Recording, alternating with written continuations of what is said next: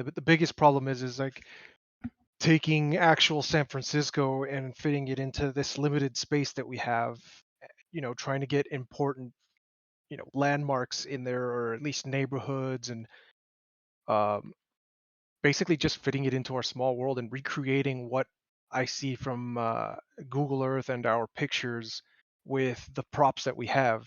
And one of the biggest things I've been wanting to bring in, which I finally got approval from Rob to do it, is using procedural building generator, which is on the Unreal Marketplace. It's free. So if any of y'all are aspiring 3D artists or developers, that's a tool you should go check out. It took me a while to find it because I sifted through like hundreds of fucking procedural generators and spline tools and shit.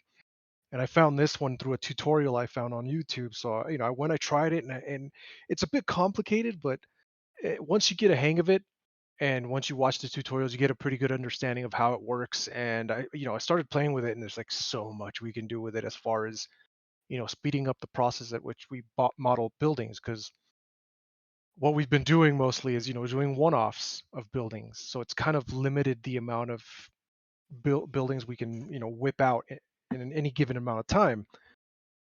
But with this, I can create a few modular sets of like different kinds of windows, walls, doorways, pillars, shit like that, and plug them into this blueprint and just drag and drop, play with splines, block out the building of a shape, and punch in how many floors you want, where's the roof, where's the doorway, and bam, you have a new building. And you can also randomize the meshes you have in there.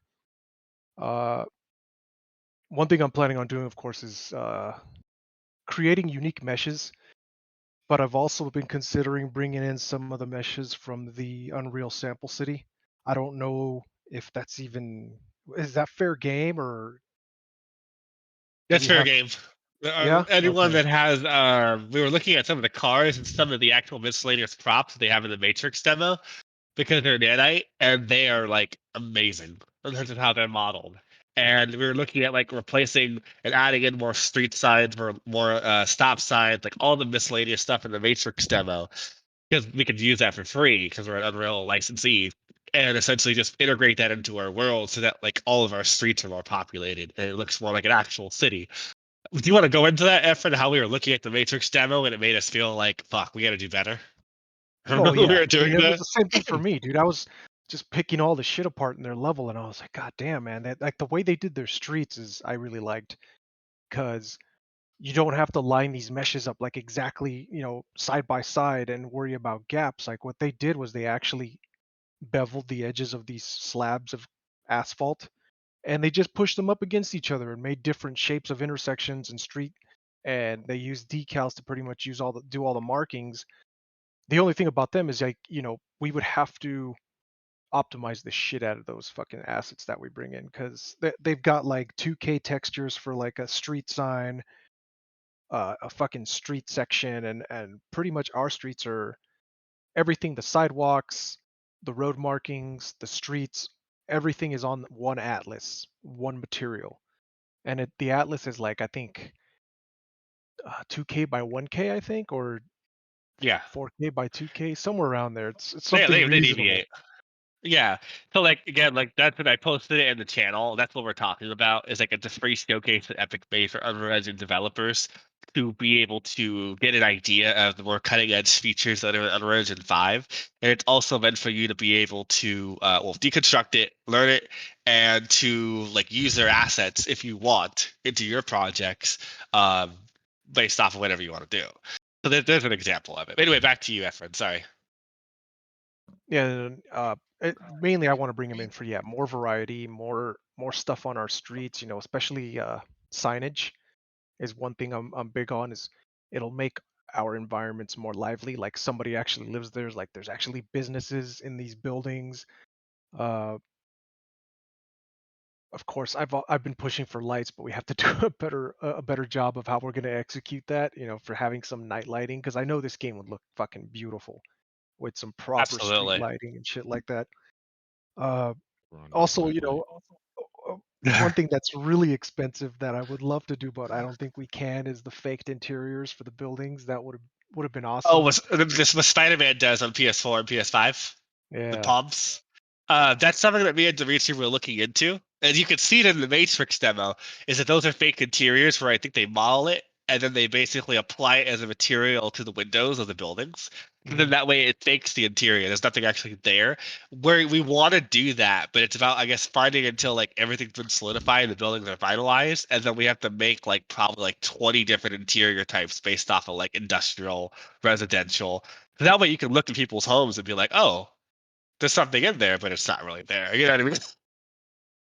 Yeah, that stuff looks For great. the windows. I fucking love that shit. It looks so amazing. So those are all things that we're looking at for the Matrix demo. And we're like, okay, what can we learn from what they did and apply in ours? Because it's reverse engineering. It's like they give Epic gives us these samples as a way to basically like do better games and learn their software, hardware, well, software basically. And So discover better techniques of doing things too, because I absolutely. certainly learned a lot from just going in there and poking around. I was just like, fuck, man, we definitely need to copy the way they do things here because it seems more Their reasonable cities and it are just makes sense. magnificent. Like we were looking at like their sidewalks to their road integrations to their building integrations. It's more seamless than ours. Ours seems like so it's like looking at what we have and being like, okay, how can we make our transitions better? How can we make our cities better to where it looks like an actual city? And it's not as bare bone like some of the transitions that we have between set pieces or not set pieces, but like decos. So those are all things that we're looking at as we're doing San Francisco North. So you're going to see, not might, you're going to see some of the areas of Treasure Island, and Treasure Island West and Angel Island get a facelift as basically San Francisco North is worked on as we bring in more miscellaneous objects, as we basically try and push the fidelity of it making it look like a living, breathing city in 1.2. Because ultimately 1.2 is about like the city itself getting San Francisco North in, and then pushing the actual civilian aspect of it. So like kind of like the Matrix demo is a good example where there's cars and there's people walking around.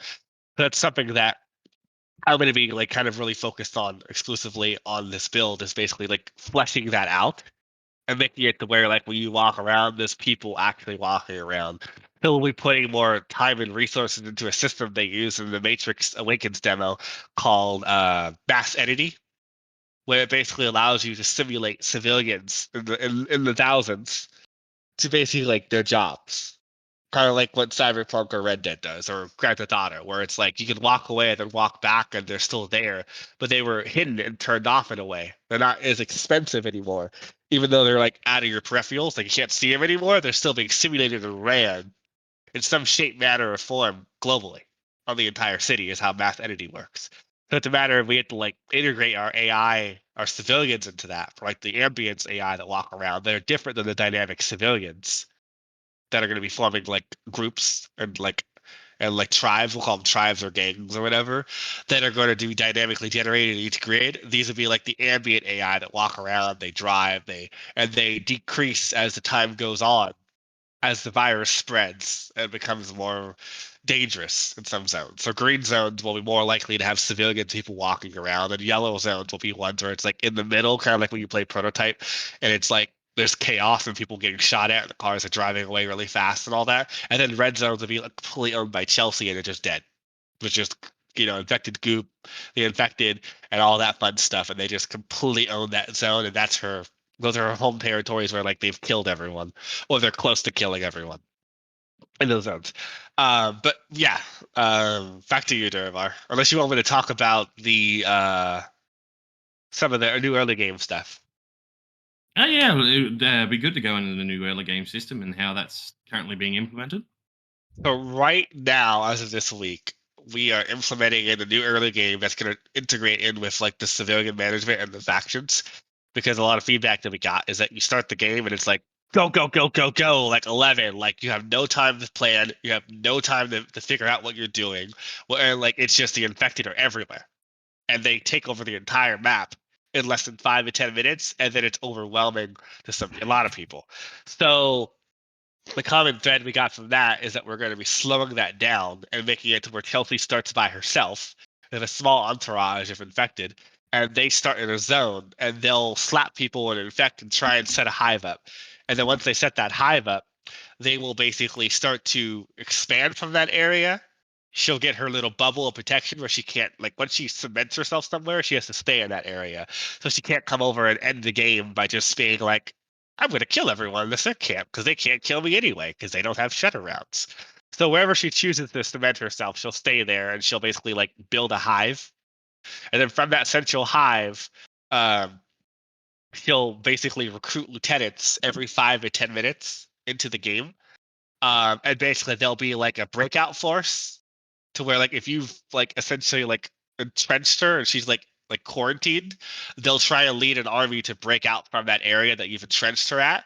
If she's been left to her own devices and you're turtling, like you don't even know where she is by the time she pops out her lieutenants, then they'll just take an army and just go in a direction and just start spreading in that direction.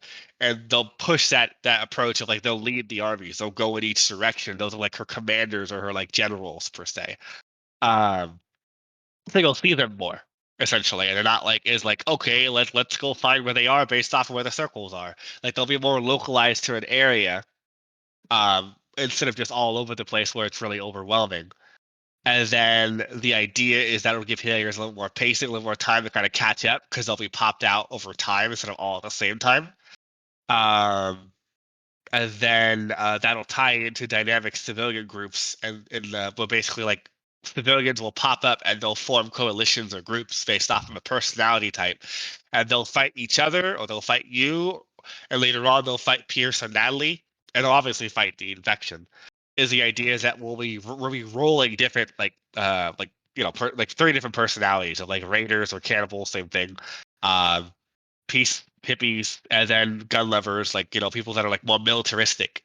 And based off of that, they'll roll like, oh, we're gonna be friendly to these guys, we hate these people, and then we're gonna be pushing a system called a dynamic civilian camps, where it will take a zone where like a group has been established, and it will dynamically generate like a camp for them every time you play. So that way, there's some amount of variation of like sometimes when you go into this zone, they'll have a camp here. They'll have the armed, they'll have their own gates in and out. They'll simulate gathering food and water and all that stuff, but it's like division. It's window dressing in terms of basically just establishing the immersion aspect of it. But the idea is they're just trying to live and survive. Other factions will come by and kill them. Chelsea will come by and kill them. And the idea is it's meant to kind of add that extra layer of simulation and like an atmosphere to the game. So you're like, oh shit, like it's not just me anymore. Like there's gonna be people that like if I'm pissing them off, it's gonna get around real quick because they're gonna talk. Because we have a system that's been mostly dormant where like information travels in terms of like you go around, you commit genocide or like you're just doing horrible things all over the map. It will slowly but surely get to all the colonies on the map. And then they'll be like, well, CERC's a dick. And then they'll be more inclined that when you go by their camps, they'll shoot you, or they'll run away. They'll do hit and runs. They'll run up to your base and firebomb you. Like the idea is that like we want to push that whole thing of like your actions have consequences in terms of like you didn't care about the civilian impact of like killing all these people. Well, now they're going to be at your gates. They're going to come to your gates and riot. They're going to like they might get to a point of like being mad when they're just rioting, then that turns to basically firebombing your bases or like shooting your troops or your guard towers or whatever. Because the guard towers will basically be like right now the infected can't target the people on the guard towers directly because they're melee. The spitters can. But like people that have guns will be able to shoot your guard tower people and your drivers and your other stuff, and they'll be able to hit your critical points on your vehicles. So it's going to be interesting when we get to that point for civilian management because it's going to add a whole new layer of like, you might have like a little rebellion going on depending on how you're playing, or everyone might let you and like you, and then you can work with them and you can basically protect them and basically just keep them alive. It'll be whatever the hell you want to do at that point, in terms of basically ignoring them or just engaging with them or letting Chelsea just kill all of them, and you just stay in your little your ironclad fortress and just only come out when you're doing raids on Chelsea and build tall instead of wide. In terms of basically like increasing the income in your zones and just turtling a little bit. But that's the idea of civilian management, is really pushing those systems and then pushing automation. So then that way, like you can evacuate entire zones, because right now it really sucks really, really sucks in terms of like you have to build a helipad, you can evacuate some civilians, but you can't evacuate everyone because we have a limiter in terms of how many civilians can be in the world. I think it's like 20 or 40 for performance reasons. And that's going to be upped. And then we're going to tweak it to where basically you can empty entire zones. So you'll be able to apply an edict of like, if you earn that zone, everyone in this zone, get the hell out, go to this zone forcibly. And because we're going to be evacuating everyone. So the idea is that you'll be able to create no man's lands where like you go into a zone, it's like your buffer zone, it's like your front line, and you want everyone in that zone to retreat all the way back to like a back enclave of like the deepest recess of your base where you have enough space to protect them. You have helicopters that are going to be basically ferrying them to the aircraft carrier. So you can essentially play strategically of like, even if Chelsea takes the land that you've set up as a buffer, she gains nothing because she can't infect anyone. She can't like gain anything really. She has to use the resources that she already had from the zones that she's coming from to invest in that zone and to basically build in that zone. And she won't gain any extra pop by taking it. So like those are things that we're looking at to doing in 1.2 to basically give players more meaningful choices of like how they combat Chelsea, and that they don't literally have to kill everyone with bullets. They can literally play it smart and quarantine her and slowly but surely evacuate people and funnel them out. And you can funnel them out via the edicts and all that. And then boom, like they can get on the helicopter and you can be funneling like, I think the helicopters fit like 32 people. So we'll work out a system where you can keep, filling those, or we'll have to figure out the numbers and figure out if we have to increase the amount of helipads or maybe make like smaller versions or whatever. Because I Am Legend is a huge inspiration for that system. Like when they're doing the evacuations across the channel in New York, and they have like all the blowing up the bridges, and they're trying to like figure out who's infected and who's not, and they have those scanner towers going and all that. Like that was a huge inspiration for kind of pushing the system for like, okay, like that would be really cool to kind of be able to automate that whole process of like what's going on in that sequence. And people that want to play a little bit more like not as like aggressively and they want to be more defensive, it would accommodate that play style of like, hey, I could just sit here and evacuate civilians and hold the line, and then like obviously go in and try and like go in and kill her eventually, Chelsea. But you can at least like make it to where when she gains your land, she doesn't get that far. Other than that, I'm trying to think, and I'm probably missing something for civilian management. Is there anything I'm missing, Michael, on effort for civilian management that I'm overlooking for 1.2? Trying to think. You already talked about factions pretty much. Yeah, but Yeah, factions is I'm pretty sure you 1.3. That's got it all this time. I think if you're forgetting something, it might be no, you already did cover that. No, I'm thinking you got everything. yeah. So that's the biggest thing. I'm really excited for 1.2 and 1.3 because that's gonna add like a lot of life to the game. And I know people have been very, very like eager for us to get to those points, so that the way the game kind of really shines and it has more replay value. Because again, it's the goal is to get the game to a point where you can play like 8-hour, 10-hour campaigns easy. It's not just 4 hours, 3 hours, it's over, GG. It's like you're sitting down, you're planning, you're having to actually like take all these factors into consideration in terms of how you're going to play the game. And then with the new province being added, Inference been working on tirelessly to basically like it's the biggest landmass we've ever built. It's all the islands put together times like 2 or 3.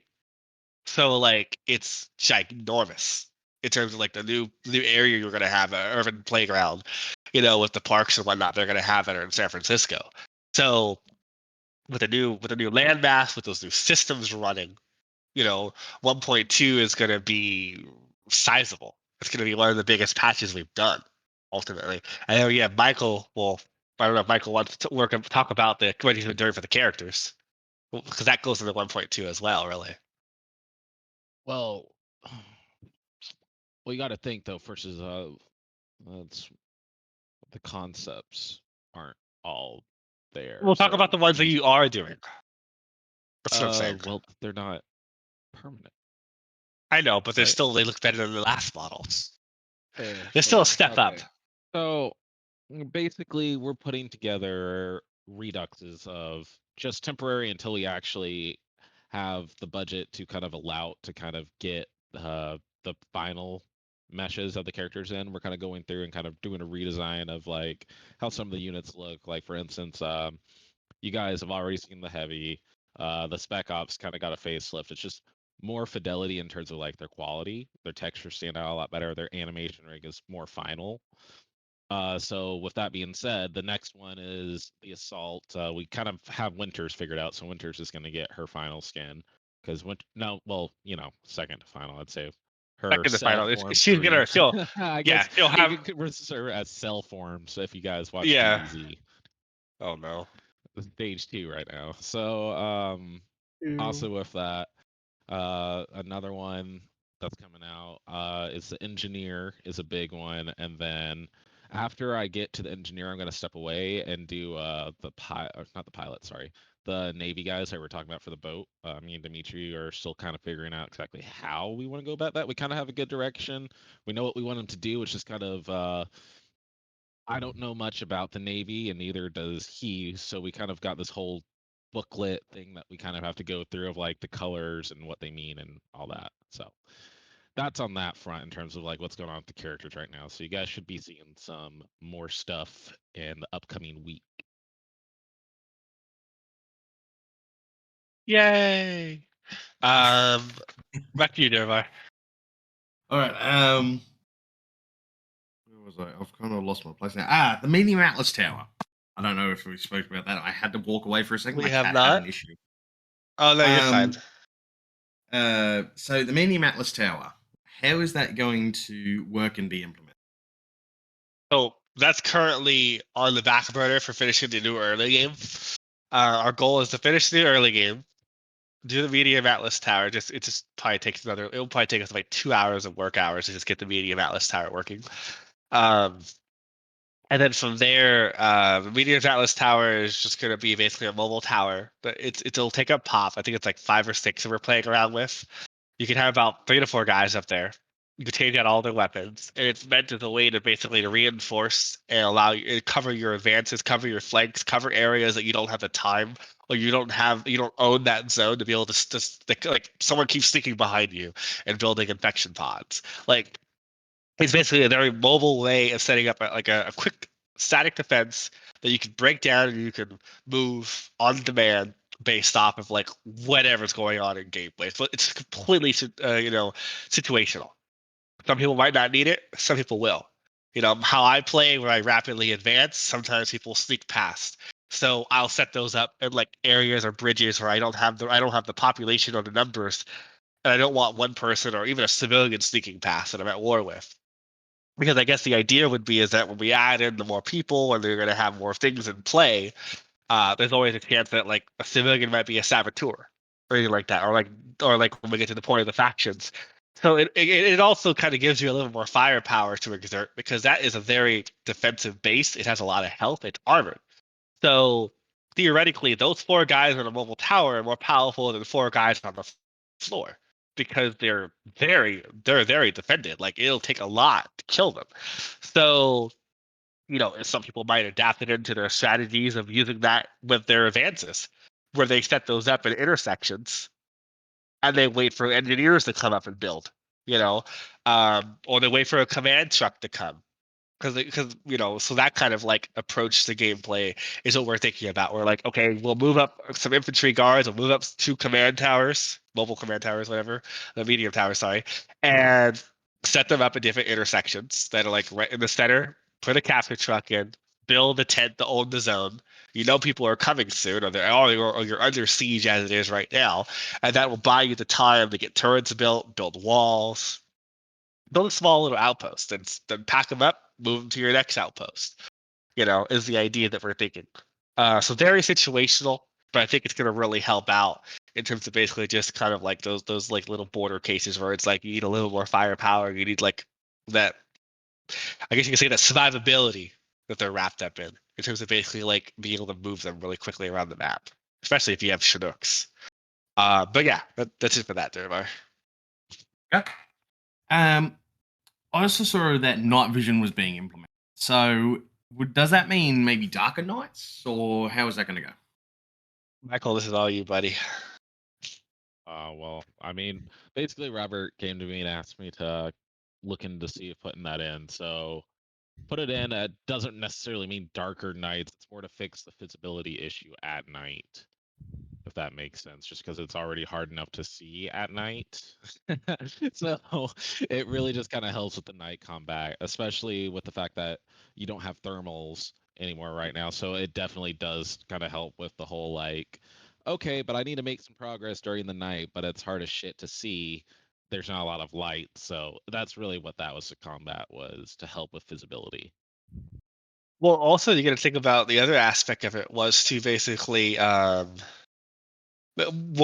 we figured this out accidentally, but at the same time we were working on the night vision, we realized that um, between different graphics modes, there were some standard CVARs that were being set as part of the lighting settings that were actually making it darker when you were playing on lower graphic settings.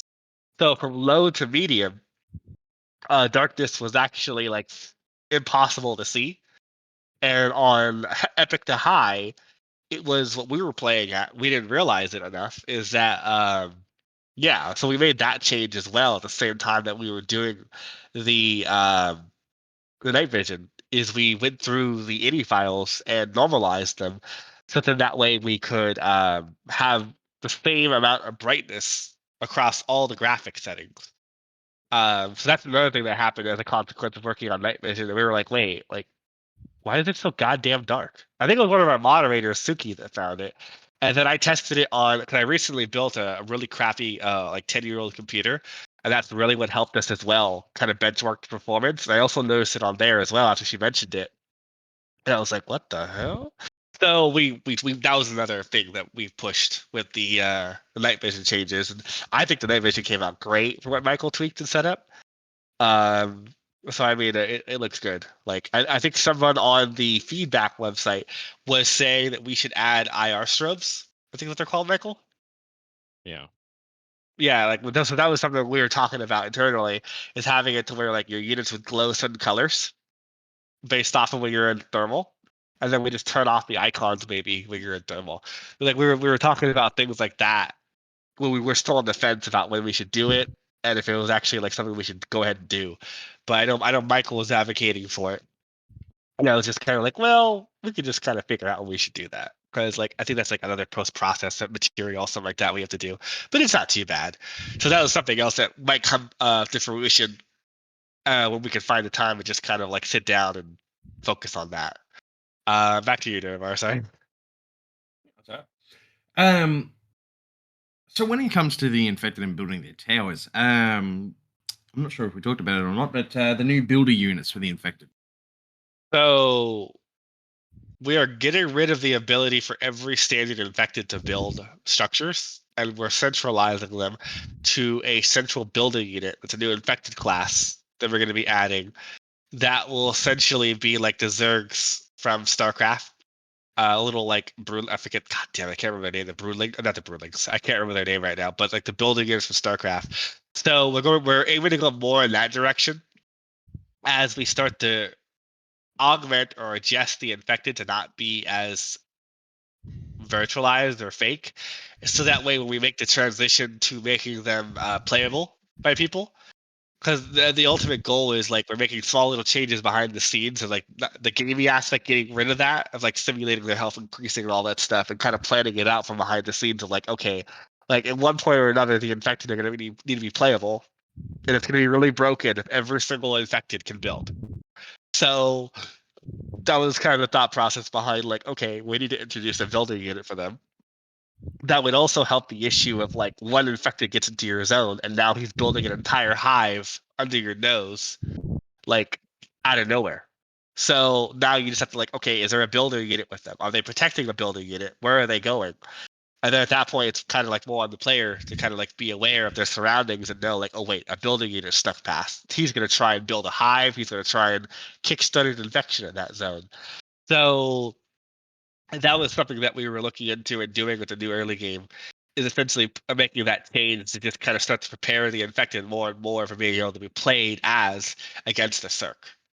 Because that's a major like tenet or goal for me, is like get the infected to the CERC online shortly after co-op, so that way you can play against each other in single player, and then eventually do the full replication multiplayer for like, because that's going to be a whole final nightmare in terms of balancing for getting them situated. But do it in little baby steps. Get it to where get the co-op, get the versus, so you can play offline as an AI, and then sit down with the community versus the AI, figure out like what needs to be tweaked for balance, have a beta, and basically allow people to play as them, in a versus online match, and just start to scale up slowly but surely because we're 5 people. So and the typical RTS game has like 12 to 24 to 30 to 40 people. So we're just kind of trying to do things in small little modules, small little bite-sized chunks that we can do and do well. But yeah, so hopefully I answer that question, Dervlar. Yeah, you did well. And finally, for the roundtable, we talked yesterday about the infected being able to set up walls to limit Yes. CERC infantry mobility. Yeah, because the CERC excel when they're in open areas, like because of target acquisition, because they have more time to basically share information and just kind of plan and and just work together as a team.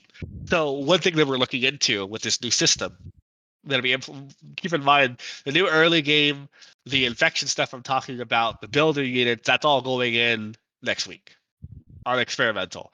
We're working on it right now. There might be a chance that it comes out in like an first stage tonight to tomorrow on experimental, but I would plan for more of next week because there's a couple of bugs we're still working out in terms of like, oh shit, and then also we're adding to kind of tie into what Dervar's saying.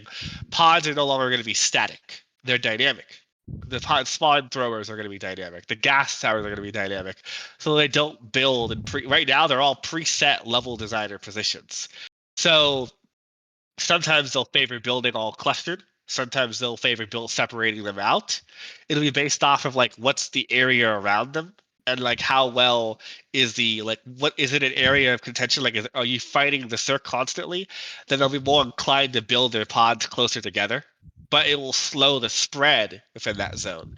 But if it's like an area that's not a conflict zone for Chelsea, she'll spread her pods out to maximize their effectiveness in terms of how quickly they turn the native populace. Based off of simulation of whatever is going on when you're not there. But just kind of going into the previous thing is that you figure that'll kind of tie into all that in terms of double the builder dynamically. So it will when you play, it's another level of unpredictability. You don't know where the pods are going to be because right now the pods are always in the exact same positions every time you play, and then the walls integrate into that. Because I think we teased it probably like a couple 4 or 5 months ago, and we haven't had the resources to be able to. It was like 2 programmers, but we haven't had the resources to basically implement them yet. But we're getting to a point next week where we're going to be basically adding it into their builder units.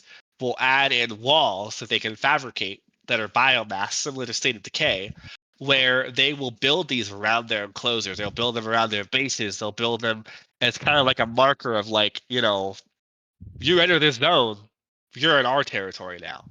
And the idea is they'll build them like complete walls, some complete walls. And the idea is it's meant to limit your mobility. You'll have to burn them down with fire, flamethrowers, explosives, AT rounds, anything that has a big boom, grenades. Bullets will be pretty much, they won't do much to it. You'll have to fire at it for forever, is the idea, because they'll have a resistance towards bullets. And again, it's part of that thing of they're starting to transform this area to their inhabitants, how they want the area to look, what they an alien hellscape kind of deal, because it's an alien virus. But yeah, that's the idea behind the walls, is basically and then we're eventually gonna implement in spike traps and other mines, they're kind of equivalent to mines they'll get in terms of ways of detecting you're coming. Of so you'll be able to see them, of course, if you're paying attention, you'll be able to set them off if you're not paying attention. And that'll be oh, they just stepped into our territory. Let's go send a team over there to go kill them all. Kind of deal. So it won't just be go to pod, poke pod, everyone just comes out like angry ants. It'll be there's an actual layer of defenses that you have to plan for, artillery, wither or whack, dropping people on the buildings, flamethrower them from above. there'll be a lot more like complication in terms of like going into a zone and actually attacking it, because it's not going to be predictable. And especially in a zone where it's a heavy conflict zone, they'll be more inclined to build 3 pods right next to each other, double up their spine throwers, and then you'll have even more infected that are coming and pouring out of that zone to basically combat you and spread out and attack you if they feel like they're in a position where they're going to be constantly attacked by you. So then you'll have to use artillery and airstrikes and, really, really double down on the positioning to make sure that you have an advantage over their numbers. But yeah, back to you, Devar. All right. Well, that will close out the roundtable because I'm out of subjects. So we'll head on to the questions now. Questions from the community. Just get to the top of the question. So Ice Money asks, can we have attack dogs since we were talking about dogs earlier? Why would you want to bring dogs into this? Everyone's so like weird about killing a dog in our game. Eric. I'm not against it. I mean, I think it came up a couple of times. We were talking about a dog. Myself and Michael were talking about the robot dogs from Division because we love those, but we're saving those for like the more technology advanced Fenrir. Yeah. Oh, it's also Battlefield too. Yeah, the Rover. So we're saving that for the 3rd faction when we get to them because they're going to be more like a PMC, like more tech advanced group. But when it comes to dogs, I mean, ultimately we're planning on adding a Humvee, which is basically going to replace the Paragon in the CERC tent, and that's going to be your scout unit, like a very light armored unit that you can infantry support vehicle. We're hoping to add that in the next month or so. That's kind of going to be your dog ultimately, because like you figure a dog has a lot of moving parts. I think it'd be a cat rig. We don't have any animations to base from. What might actually happen to basically, because we want to add animals eventually to the world for ambience and just for the infected to jump to them, like rabid dogs or whatever. So what might actually happen is when we get to the point of adding a German Shepherd or adding other animals that are in the world, birds and dogs and other stuff like that, it might be like a repercussion of that is we're able to like add another scout unit that's like really fast but has like barely any attack, But for right now, it's not on the cards. It'll most likely be like a thing that we're able to kind of just do once we get to that point. We're able to properly develop and get animals in, because I would love to have ambience of series of animals, dogs, cats, and other stuff, birds, just But to they give should more all be life able to the fly world. and shoot lasers. What the fuck? What's your laser? What? Oh, yeah, when the mechs drop in and the Hellgas. Yeah, Max. Yeah. The I hate Max. all of you. So next question. Trolls. I see Video King says, I may have missed the memo. What is the outlook on a tutorial scenario to help with onboarding as the gameplay shifts? Cap zones versus cap trucks versus building rooms, etc. Oh, the onboarding sucks ass. I'm gonna be honest with you. It has come down to basically just, do we dedicate more resources in teaching people how to play the game, or do we dedicate it more in basically developing more mechanics and bug fixing? Because historically, there's only 2 programmers on the team. We've done the latter, of basically focusing more on the bug fixing features and mechanics. We've adopted, in theory, the wrong strategy of doing it that way, because you figure like it's a I guess you could say it's like balancing, it's a juggling act of basically making sure the community is happy and getting the content and the bug fixes they're getting, but also doing tutorials to keeping up with those tutorials based off of all the mechanics and systems and other things that we're changing on a weekly to monthly basis. So we've kind of seen tutorials as like, okay, we're going to have to take the bite. We're going to have to get the negative reviews. We're going to have to just get the bad feedback and criticism until the game is more solidified to 1.4, 1.5, to where at that point we can actually say like, okay, the core, we feel like the core is done. It's solidified. It's where it needs to be. Now we can dedicate an entire patch like 1.5 or 1.6 to basically just let's fix the onboarding process. Let's make sure that new people that buy the game, people that were turned away from the game, that bought the game when it first came out, are like, well, fuck this game. It's too complicated. Like, it's too stressful. I don't know what to do. They'll hopefully come back to the game in the future in 1.5 or 1.6 when we've had time to basically fix up those systems. and basically like add better, proper tutorials that are more representative of the mechanics of the systems at that point that are finalized and done. That's our goal. Is to do it at that point, 1.5. But you figure like we're still like juggling around in ways to do that. We've played around with the idea of doing YouTube tutorials. We played around with the idea of doing like a website that people can read, but nothing ever beats just having a proper tutorial in the game. So it's like it's a juggling act, and we think that the best way of doing it is just to wait till everything's solidified, so we can do it once, be done with it, and move on, instead of having to come back to it and maintain it every 2 weeks, every month, every couple of months, which takes time away from other systems that we're working on. And things might change, and then we have to change it. A tutorial breaks, and then it's it's an interwoven like web of things that are all interconnecting of like, when do we do that, and like this tutorial might break and then we have to go back and fix that. So it's like it's on our mind. It's definitely on our mind when it comes up in a conversation or in our development channel at least once a week to every 2 weeks of tutorials or reviews that we see on Steam. It's like, this game's tutorial suck. I don't know how to play, and there's just like, fuck. Sorry. Like we're generally sorry. We just don't have the resources to do it at this time, and keep developing the game. So that's the honest to God opinion of it. We'd love to do the tutorials, we just don't have the resources yet. But so it's something we want to do, and we're going to do. It's just when the game gets more solidified and closing. Back to you, Dervi. Uchiha Murillo asks, multiplayer still far away in the horizon. Yes. So, okay. So the short story is that basically we want to try and squeeze it in Q4 of this year. It's entirely dependent on how civilian management, how factions go, and how the community likes it, how things feel. Do we need to add more? Do we need to change more? Because like the suggestions, which we absolutely adore, we love when people come to us and tell us ideas. Obviously, that sometimes moves things around.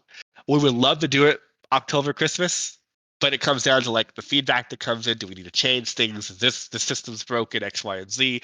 It might be more realistic to say for the co-op for Q1 or Q2 of next year, but it's all situational. It's all fluid in terms of like, in my mind, this is an argument and a conversation myself and Michael have had on and off almost every week, is we need to get the civilian management in, we need to get the factions in, and then after that we could deviate to do co-op. But the argument is that you figure we want to, there's also the bounty system is basically a mangled zombie monster that no one uses. So like in our mind, it's like we should spend the time to fix up the bounty system and to just improve the AI, do small little tweaks here and there before we move on to co-op. So then that way we can do it once, we can test it all in that one go, and the game is less bugless. It's less it's less bugs across the board, and we can just all the systems are baked in. Everything's just where it needs to be in terms of basically the co-op aspect. That's our thought process, at least. And we fully expect it when we start the road to co-op. Our goal is to get the game as bugless as possible.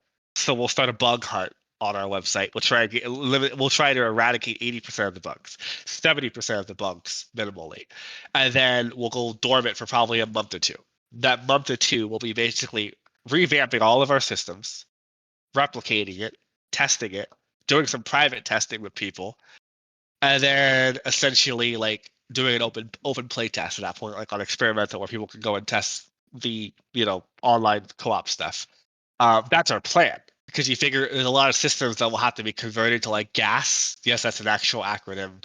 It's like gameplay action oriented something. It's like it's automate. We have to convert some of our systems that are new systems that are from Unreal Engine 5, or systems that weren't documented properly before, but they are. There's an abundance of documentation now to basically streamline that conversion process to co-op.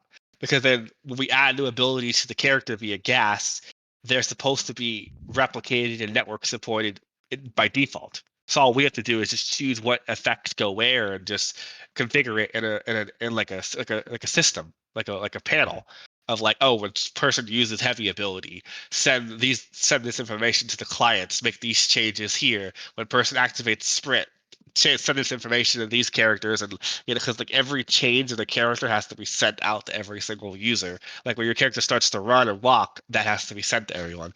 It automatically does that supposedly. So it's like systems like that we're going to be pushing when we get to like the co-op, where we have that 1 month, 2 month, 3 month period of like, okay, let's sit down, let's update our systems, let's get it all converted and set up and tidy and nice and clean for the co-op conversion, and let's get it going, kind of deal. That's our thought process for the co-op, at least, is just to do it that way. So hopefully, ideally, it'll be probably early next year. It could be Q4, but it's entirely dependent on how things go the next couple months. Sorry, back to you, Dervar. That's right. Cac Gamer asks, when can we save in Horde mode? Never. Okay. Never. Easy question. Sorry. Easy Never. on that Hard one. mode. Well, Hard mode is will always. let you saved. Yeah, hard mode has always been intended of like it's a throwaway. You just see how long you can defend. So I'm seeing a trend here. I'm seeing a trend. Is people want to be able to save in horde mode.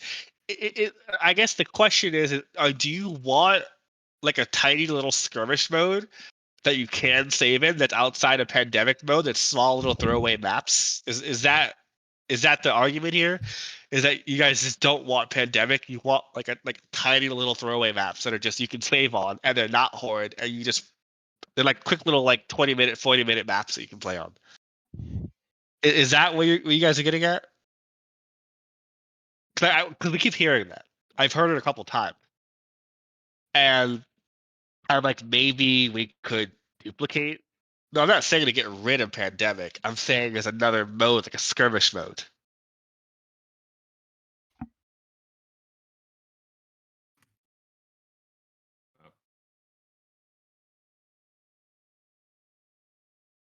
I know a lot of people ask about saving in the horde mode. Okay, I don't know if no one's really commenting on that question, so I guess I'll come back to that later. Back to you, Dervar. Yep. All right. Hang on, I gotta scroll back up the top. It's Mark asks, can we get bombers? I want to become an even bigger freedom dispenser. Bombers? Oh, Bombers. I mean that would be kind of what I talked about earlier for the aircraft carrier. Is that, I mean, heavy bombers, not for the aircraft carrier, but like we want to add more airstrikes. So you figure like that's something we're gonna be looking into when we revise the doctrines, because that's one of those systems that's just like we feel like the doctrines needs a little bit more attention to detail, needs a lot more trees added to it.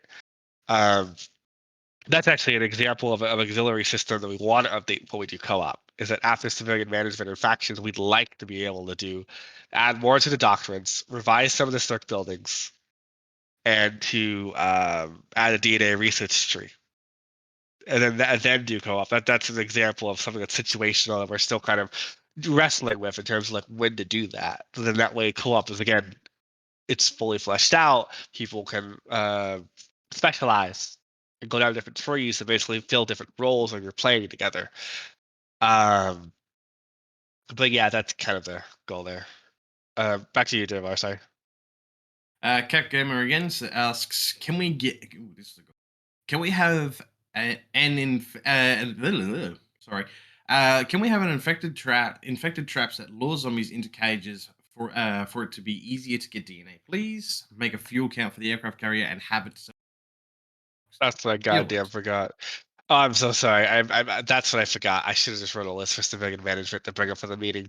That's the last aspect. Is myself and Derek are huge fans of Monster Hunter, so we want to get it to the point where you can have special guns that you can equip your units with to basically tranq them, and then be able to use the sky crane to lift them into the cages. Because there's a reason why the cages had that top opening, is that they were rigged and skinned and animated so that you could drop juggernauts, you could drop standard infected, you could drop spitters in there, and then you can farm DNA in them and have your own little Jurassic Park.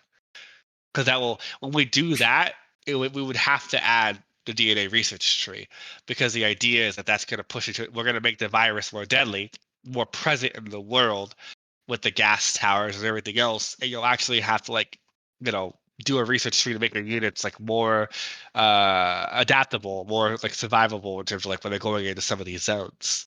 But yeah, that is something we want to do. And Michael's a huge fan of Monster Hunter too. We play that so much on PS4. So it's just one of those things where it's like we want to push a system like that, but it's just a matter of figuring. It's not on the roadmap. It's more of a wish list item that we just need to like kind of fit in. Because again, our goal is civilian management, and then factions, and then we'll regroup and be like, okay, like what do we want to do when we move on to co-op? What'd you say? It's definitely a want that we want Yeah. to add. I mean, there's a lot of features from Monster Hunter that we kind of have talked about, like how we would even begin to implement them, but it's definitely more of like time, where we're at, and also budget. So Yeah, absolutely. So yeah, they're okay. Back to you, Dermar. Ice Bunny asks, swimming infected, or is the carrier just the safe zone happy place? Talking about the worm. Carrier? Carrier. Oh, I think you're talking about the tunneling. I think you're talking about the tunneling. We're still on the fence about swimming. We want to introduce the whole tunneling, like immersion holes kind of deals, like the sinkholes idea. Swimming could come back. It's just right now we're trying to focus more on like we want to upgrade the Leviathan, give him some more purpose and gameplay in mid to late game, and make him more of like a siege breaker unit. And with like a lot more obvious he's coming instead of just pop up, destroy your generators, run away, kind of deal, which is fucking annoying.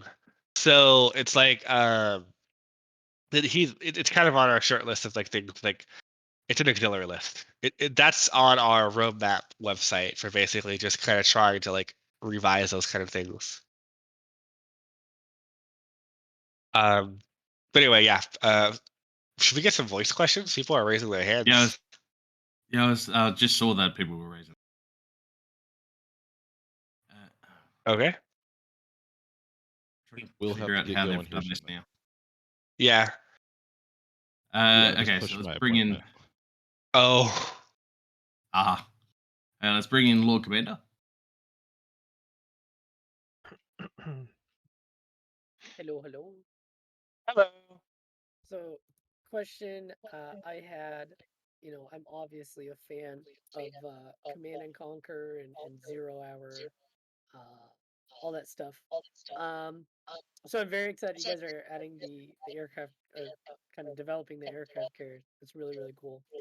I guess the question that I had, and I'm joining late, so maybe it was already answered. But are we going to be able to kind of like move the aircraft carrier around to kind of maybe better position it for maybe quicker, airplane lifts offs and strafes and whatnot? And then on top of that, um, is the aircraft carrier the only ship that we're going to be getting, or are we also going to be able to get um, like some sort of like battleship like we had in Zero Hour, that we can kind of move around and kind of have it shoot artillery barrages and whatnot? So when it comes to that, the aircraft carrier. Well, we did mention it earlier, but it's not that big of a deal. But the aircraft carrier, you're gonna be able to move it. You're gonna be able to use it as a mobile staging platform. You won't be able to build on it, and you'll be able to use it for repairing, refueling, and just kind of it's like a mobile base, but you just can't build on it. And eventually we'll get to the point of adding an aircraft, so you can build, I think, the F-16s and F-22s, all the other fun stuff, so you can actually like have them lift off. The What about interior does what about exist. the A10 maybe? One of our artists was saying that the A10 doesn't have a catch hook to be able to land on a Thunderbolt. I mean, it's not land on the aircraft carrier, but we might just cheat and add it on there anyway. The air, Yeah. but because like so the thing is that we want to keep a separation between the call-ins and the units that you can build. So the A10 might be kept to airstrikes that you can call in, and it might just be like we add like other types of planes or like the F-16s and all those that you can call in from the aircraft carrier. It would make sense to also be able to build aircraft from the aircraft carrier when you get to stage 2. And those are all things that we're looking at in terms of like basically the idea is to make the aircraft carrier a unit, so you can control it, you can move it, you can build units from it. and it has a health bar. So the Leviathan and other people will target it in mid to late game. Until mid to late game, it's pretty much What just the the king of the sea. Wow. Because the Leviathan is the Leviathan. It's meant to. It swims. Originally, it was supposed to go on the water as well, but it never really got to that point because we don't have aquatic combat. So that would be like the first foray into aquatic combat, is having it to where the Leviathan can attack it, we'll have it so you can bring online or basically like use the weapons on the aircraft carrier, and then we played Crisis 1 maybe. Me no. Well, Crisis 1 is a good example of kind of like the idea of what we want to do, where it's like those little monsters that will attack it, i.e. the Leviathan, but also the Leviathan can spit units onto the deck, and they'll try and overrun the ship and destroy it from on top of it. So those are things that we're all looking into in terms of like he'll strategically just come by, spit a bunch of guys onto the deck, and then you'll have a fight to basically like move it away, get the Leviathan to retreat or kill it, and at the same time get control of the deck in terms of all the little guys he just spat on there. That's really So cool. those are things that those are all things that we were going to push. And it's on the roadmap, but it's more like auxiliary items that we're just kind of sneaking in as we can. But yeah, But you that's it in think the gist. since they're getting some kind of water units, do you think that the addition of a battleship could possibly be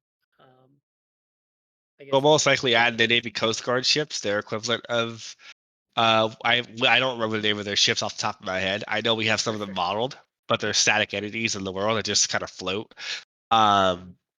But those are like more like long term goals of adding like more aquatic combat, because eventually we've talked about giving the factions vehicles, aquatic vehicles and helicopters in limited capacities to get around the islands.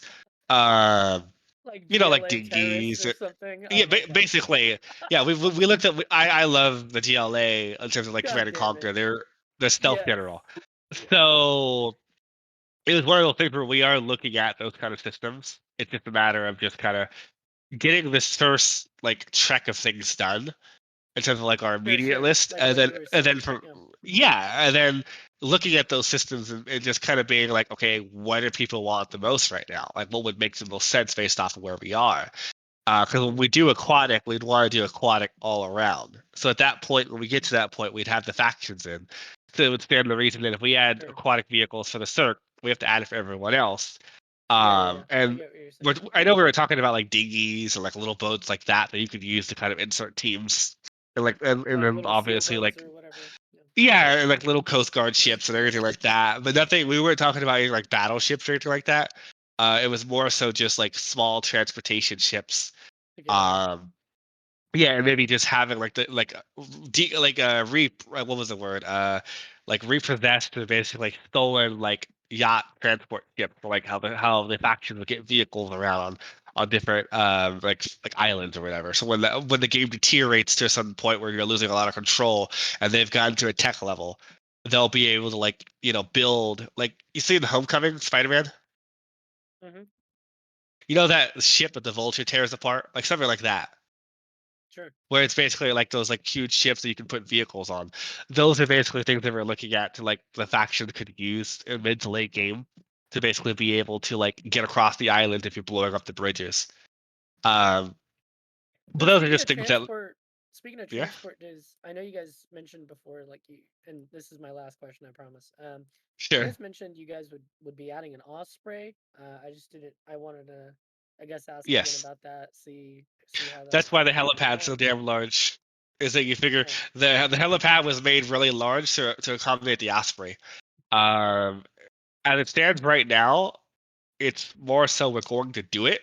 We just haven't modeled it yet. It's one of those things where it's like it's on our to-do list. gotcha. As Okay, is the Abrams and the Bradley. gotcha. So those, Thank you. okay. Yep. Uh, who else do we have, Derivar? One or two more, I Oh. guess. Yep, we got Game of Tom and Hell Nico. I'll bring in Hell Nico because he's been sitting there patiently waiting. I gotta probably head out after this one though. Okay. Yep. Hello. Hello. Well, thanks again for the meeting and all the work you do. It's great. I have a question about the IA. because I am try to found problems in when they try attack my bases or outposts, because I try to recreate a situation like the survivors try to take places and defend that places, right? And I found a little complication with the eye. I don't have a good path finding, so that's information I want to give you for this situation. And my question is, what happened from the future in the game when, I don't know, in the early game the AI have problems to try to attack our bases, for example. It's possible the AI evolved for that situation, like a real monster taking this guy defend these places, but these places is empty, and I can take it and destroy everything and go more stronger and try to destroy that base. And I don't know. That's my question in the future from the AI.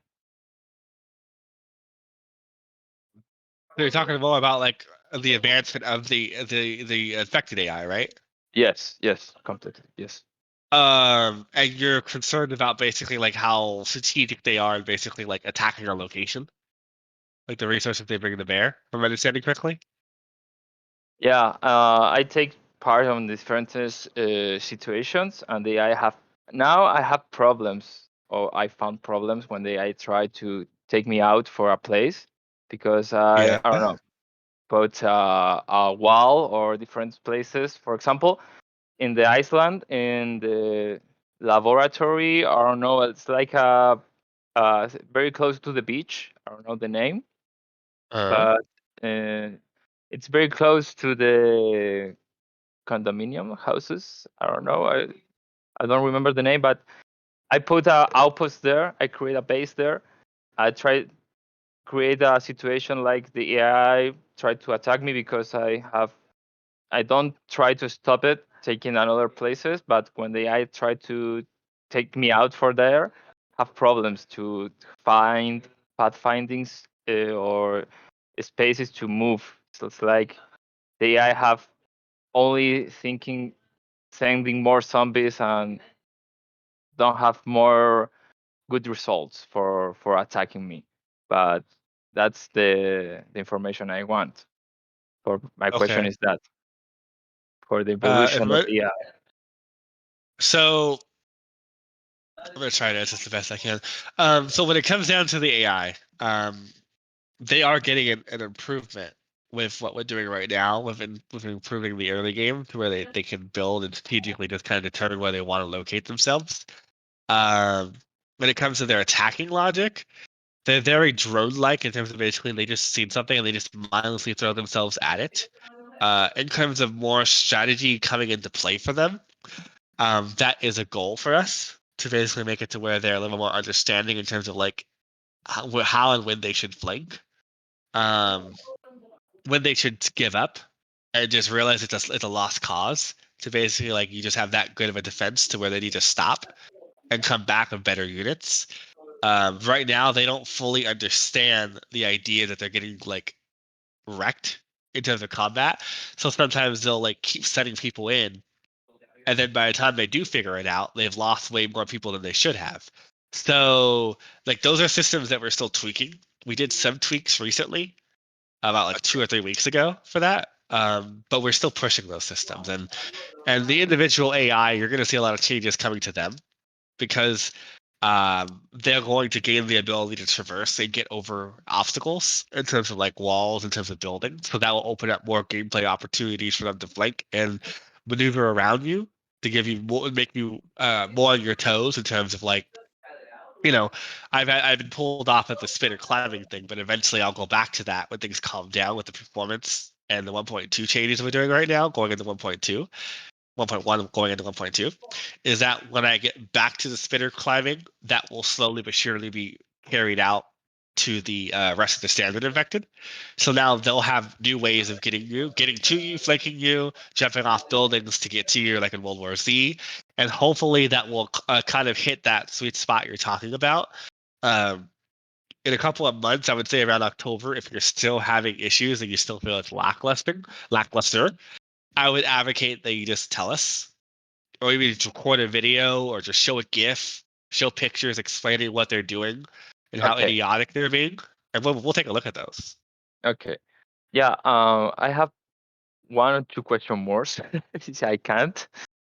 The next question is about the zombies. They have a possibility to have fly zombies, like a different monster for fly attackings, because in this moment the zombies only have normal units in the not in the water, not in the air, only sorry, my English.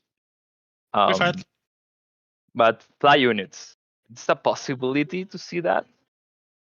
Yes, that is planned in terms of basically we want to add a locust / like bird AI one that basically essentially will be like a flying unit. Those are all things that we're basically just kind of talking about internally. We're just trying to find the time to kind of fit it in there. In the immediate goal, we're trying to just wrap up these next couple of like roadmap things. So we can try and get caught up on being behind on the YouTube roadmap, and then we're gonna again sit down after factions and be like, okay, like what do we really need to drill down to? What are people talking about the most online? What are they talking about in the AMAs that are like really crap that we need to like improve or fix? So that would be like we're gonna make a list when we get to Okay. that point. And then at that point, we're going to be like, okay, like, do we do co-op, or does the community and us feel like, okay, we need to like ratchet up some of these systems because Okay. you figure like they're lackluster. But yeah. But anyhow, let's try and get one more question in. I guess Durava, pick one. Gamer Tom's had his hand raised for like an eon. Yeah, I was about to say, I was about to invite Gamer Tom in. Like he's had his hand up since like the beginning of the thing. So I felt bad not letting him in. That's all Yeah, you, Gamer. same. Yes, that's okay. So yeah, Doc, you are talking about the drone from StarCraft, right? Because I know about StarCraft characters since I played in it before. Yeah. Yeah, because that's the drone's name, sir. Because that drone can mutate things to build structures. So I think Yeah. that's perfect for one of the affected people. Like you have one affected people to build the pods at a time instead of everyone affected. Yeah, and that's the idea is to basically introduce a building unit for the infected, and that building unit will build their walls, it will build their pods, it will build their traps, and then that way you'll be able to associate like new buildings popping up to that creature instead of just random infected just merge together and make a new structure. And it's like, the fuck? Like, it's very hard to balance. It's very hard to not cause player frustration. Of like 3 people get stuck. They stick into your line. They turn 10 more people, and then suddenly you have an entire infection, like 4 pods, 5 pods, like in the further recesses of your base. And we've seen a lot of frustration towards that. So at least when it's a pod, like a builder unit, and you let that in, that's kind of more of their fault because it's like, they'll be squishy. They'll be obvious to tell out from the others. And we hope that will basically just kind of improve the core gameplay in terms of basically just kind of like making it a little bit easier to know what's going on. Was that your question, or rather your Well, I information? think I'm more because every time when the police factions keep taking over more territory, the effective lieutenant get killed very easily by the police faction. I think they need to buff up their HP so that way they can take on police faction a lot better. Because every time I spot up the lieutenant, they lose a bit of their health bar. So the factions are kind of moronic as it stands right now for the implementation. Like when we go and we finish up civilian management at 1.2 and then we transition to 1.3, they're going to be completely redone in terms of how they play. They're going to be more strategic. They're not going to overextend, and they're going to play within the bounds of what makes more sense based off of their roles. So the police will be spread out. They'll try to contain and stop the virus as much as they can. So they'll help you in the beginning of the game, regardless of your, like your starting affiliations of like you want to kill all of them. They'll actually be spread out and trying to fight it.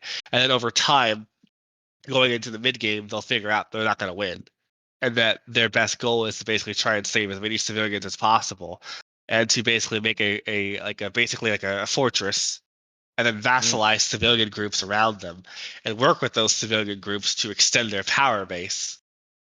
And that would be the whole point of the police faction or Pierce, is that they use their limited numbers and their training to basically just like whenever they do deliver a punch, it's very well coordinated and planned, but they don't have the numbers as CERC. So they'll rely on the civilians to basically like vassalize them, work with them, protect them, and just kind of work as a community. Kind of like, I guess you could say, The Walking Dead with Rick, where they make those like alliances with the like with the other groups or whatever. One attack on one or attack on all of them, kind of deal. So that way, one, they makes them all stronger. And then Natalie will be more of like Cloak and Dagger, GLA stealth general, where you don't know where she is. She hides in the building, she camps out on them, and she's more of like hit and run. She hates Pierce. So those two are constantly at war. She's always, incendiary bombing his compound. She's always attacking the civilians. The cannibals and other people will be allied with her. And she's more of like the radicalist, like bring the system down kind of person. And that's the way we're kind of trying to plan it. Because right now, with the current way the factions are set up, they're the same. There's no deviation. There's no separation from Natalie and Pierce. They just build a bunch of people and they send cannon fodder to the infected, and they send cannon fodder to you. So there will be more of a push to basically, like, I guess the biggest way is, I guess you could say, looking at Total War in terms of how they add like sophistication to their units of like they're completely different. Like they don't go off of the economy the same. They don't live in the zones the same way. They're nuanced. So like it'll take a while to kind of when the new systems are introduced to kind of understand like this is how Pierce plays. This is how the civilians are going to play with them with the interplay between them. This is how Natalie is going to play. And the idea will be is Natalie won't get into prolonged engagements with Chelsea because she knows she's going to win. She'll run most of the time, and she'll only fight when she has to fight, but she'll hide from them. And sometimes she'll hide in red zones, sometimes she'll hide in green zones or orange zones. But she's kind of like in disguise most of the time. And then Pierce will be more of like the forefront. He'll have his bases, he'll have his civilians, and his goal will be keep his civilians alive. The people that he vassalizes, the people fighting the cannibals, so the raiders that are attacking his civilians that are under his protection, or him himself fighting Chelsea. So he'll be the one that's more in the forefront and where you see the most like present in the scenes. And then obviously you had to tell me that the Arcanist faction and the police faction doesn't like each other very much, so they attack each other for no reason. They hate each other. The idea is it's just like the Fallout approach to basically like they're two different ideologies. So you have to choose who you side with, either the police faction or the Arcanist faction, because if you choose the wrong path, the other faction will permanently hate you and you become their enemies. Essentially, that's the goal, is to basically make it that kind of like a direction. And based off of feedback, I can see us tweaking it even further to have ways to get back in good graces with the other one. If you choose the wrong one, then you decide that you don't like one faction, or that they have such a bad like setup in one game. They're like, wow, these guys are like literally dying. I have to protect them all the fucking time. Maybe I'll just kill all of them, break my alliance with them, and then try and get back in good graces with Pierce. So that's the idea, is that we want to introduce that. That's why there's an entire patch dedicated to factions. Like it's just literally just let's get Pierce and Natalie where they need to be in 1.3, to where they're replayable, and it gives enough nuance and replayability where you can, like, if you make the wrong choice, there's still a redemption in terms of like, okay, you could do these things, you could do missions for them to basically get back at the Gracie. Because one idea we had for Pierce and Natalie was adding the ability of like they'll give you randomly generated missions of people that have betrayed them, people that are like, like different scenario. And if you do those for them, there'll be a greater chance of them basically becoming more like, I guess you could say, like liking you, to where you can get back in good graces with them, or you could increase your graces with them to increase your reputation. Because what we want to do, and we had a straw poll about this, and people thought it would be a waste otherwise, is we wanted to make it to where you can recruit the units, recruit their vehicles, buy their infantry, so that way there's a reason, another reason besides just protecting each other. Having a like gameplay you can recruit choice. their engineers, like Yeah. recruit the other factions engineers, so you can build their structures for yourself. Because they're essentially sub factions. They're basically like the Indians from Age of Empires 3, or was that 2? No, that was 3. Where it's basically like you could find like people that you can interact with and get in good graces with them, and then they'll give you like units or vehicles. The initial idea is vehicles and units that you could recruit to add some more diversification to how you're playing the game, because they have their own pros and cons to your weaponry. They might be cheaper, but they're basically like maybe they're not as well protected. Oh, so you And got they're to very give them money before specialized. you can. So you got to give them your cash before you can recruit their units or their vehicles. It'll be more so you just build reputation with them, and then you could just buy, and then you just buy the units from them. You just you go to one of their HQ, and you're like, I want your SWAT police vehicle. I want one of your police cars. Like that kind of stuff is the idea that we were talking about. And that way, like when we're designing the newer faction vehicles when we get into 1.3, like the police car and like the SWAT van, you can get those. You can use those. And again, there'll just be some That kind of factions that reminds me of like basically just State of Decay 2 that I remember playing. Like you can recruit those mercenaries in State of Decay 2 from one of those DLC. followers. Yeah, I know what you're talking about. You can recruit those people and they follow you around. I mean, that's in a way, yeah, that's basically it. It's just it's more so like it's not each person has their own affinity level or faction. It's like the whole group as a whole. Because I know in State of Decay, I think you have to get every single person individually like you, or like I think I haven't played State of Decay 2 in so long. But Same here. I haven't played for so long ever since they updated. Since I saw the trailer bringing out State of Decay 3. Oh, I haven't actually seen that trailer. I'll have to go and look that in. That's a good game for reference. I They're like bringing to play every affected zombie game. animals now. They're gonna bring in Oh, affected animals in State of Decay 3, like zombie deers. yeah, that'd be cool. That's something that I've talked about with our people in the past, but it's just facilitating it, getting it in there. But that's actually a really cool idea. But here, let me pop you out. And oh, sorry, but yeah, I just want to. I see Delta 2 asking a question, so I haven't seen him ask any questions in a while. Delta, ask your question so we can run away. I have Run to and go work on the hide. next build. Hey, thanks. What's Try up? to escape Tarko. Yeah, quick question. Since you mentioned a competitive like multiplayer mode like PvP, right? Is the co-op still a focus for your Absolutely. team? Okay, great. That's all I need. Thanks. Yeah. Okay. Yeah. No. Like, I saw a video, and the video was talking about how the death of RTSs are when they try and go too competitive. They try and make it still balanced, so you can't even have super units. You can't have fun anymore.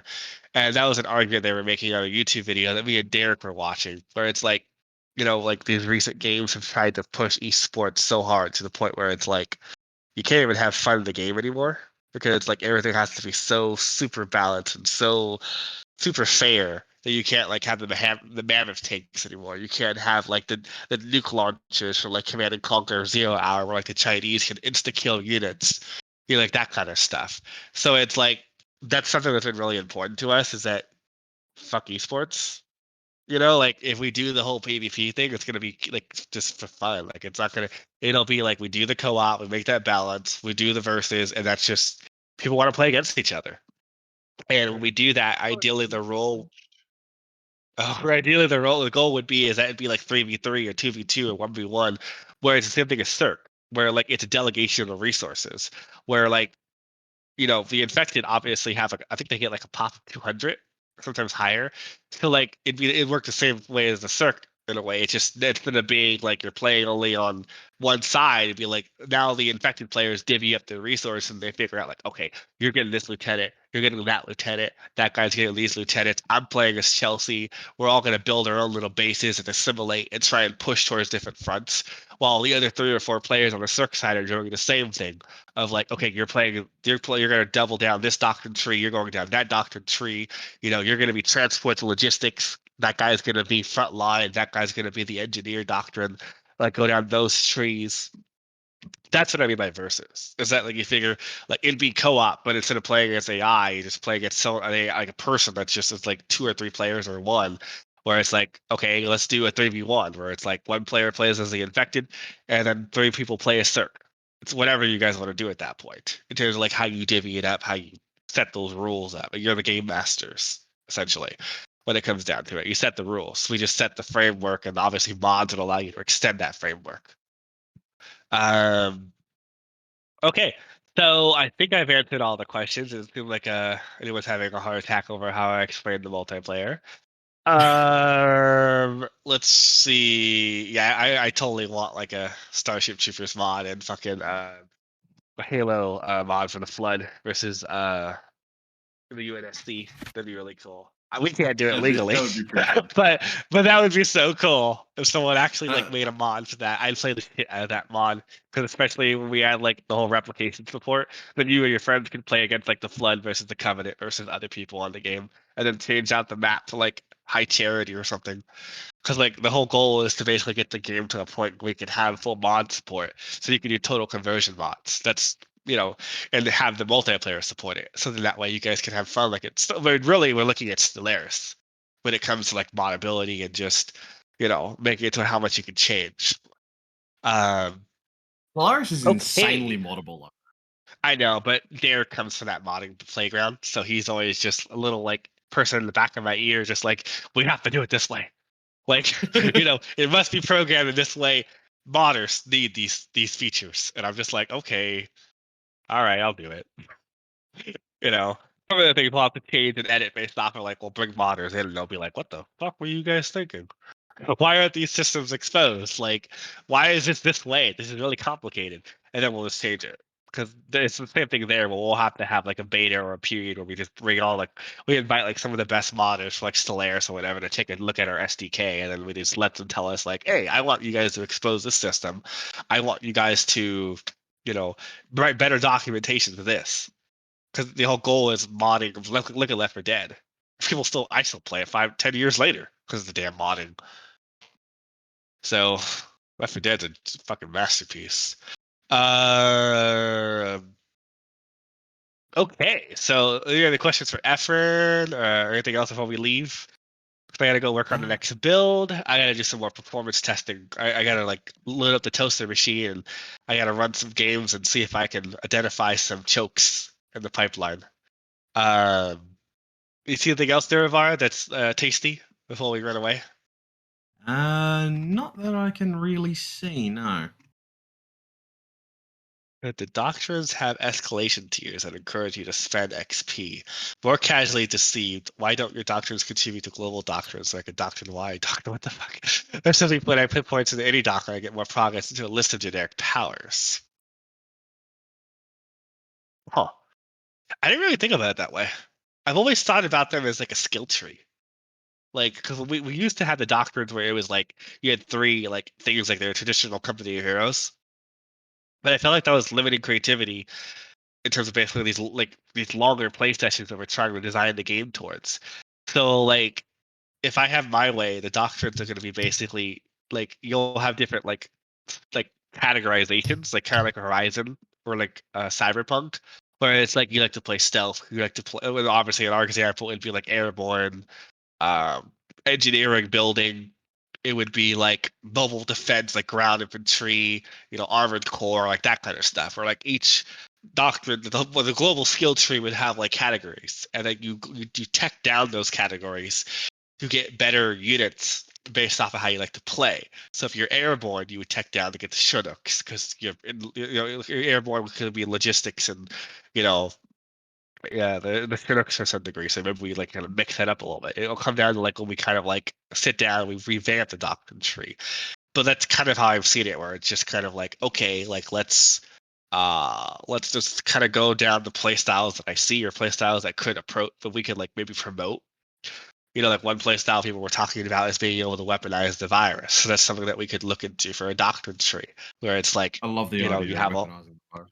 like so you can like use like the Pangu Virus and have like have your mortars where they fire like canisters loaded with it. So you can like if you don't want to fight the civilians, you can just infect them all. Fire I'm sure everyone here's played Half-Life 2, that masterpiece. Like what the Combine do, where when they don't want to go in and basically do it the hard way, they shell them with head crabs, and then they go in and they clean it up with like the elite soldiers, the white ones and the black ones. I forget their name. So like something like that is something we could divvy into.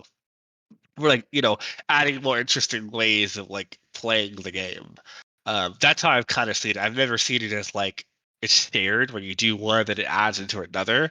I've seen it where like it's a meaningful choice if you're taking down this tree, and that's the pro versus the con, is that if you take down the wrong tree at the wrong time, you have to basically make up for that by getting out there and trying to grind more doctrine points by getting out there and killing people, or just is that, or just if you're playing more of a turtle situation, just kind of like play a little bit longer to basically just change up your play style.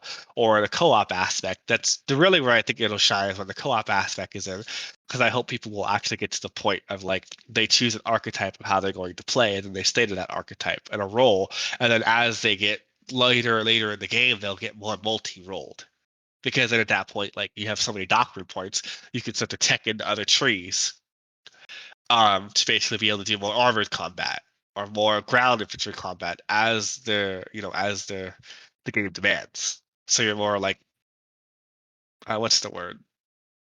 Situationally prepared. I can't think of the fancy word of saying it, but basically just like as the game goes on, you'll have more tools available to you.